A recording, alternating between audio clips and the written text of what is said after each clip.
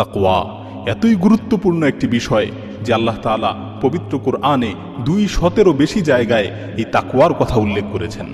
এখন প্রশ্ন হচ্ছে, তাকওয়া কি জিনিস, তাকওয়া কাকে বলে? একবার ওমর ইবনুল খাত্তাব রাদিয়াল্লাহু তাআলা আনহু উবাই বিন কাব রাদিয়াল্লাহু আনহুকে জিজ্ঞাসা করলেন, মা মা'না তাকওয়া, তাকওয়া কি জিনিস, তাকওয়া কাকে বলে, তাকওয়া অর্থ কি? উবাই বিন কাব রাদিয়াল্লাহু আনহু বললেন, আপনি কি কখনো এমন কোনো সরু পথ দিয়ে চলেছেন যার দুপাশে কাঁটাদার গাছ রয়েছে? বা আপনি কি কখনো কাঁটাদার জঙ্গলের ভিতর দিয়ে পথ অতিক্রম করেছেন? তখন ওমর ইবনুল খাত্তাব রাদিয়াল্লাহু তাআলা আনহু বললেন, হ্যাঁ করেছি। উবাই বিন কাব রাদিয়াল্লাহু আনহু জিজ্ঞাসা করলেন, আপনি কাঁটাদার জঙ্গলের ভিতর দিয়ে কিভাবে পথ অতিক্রম করে থাকেন?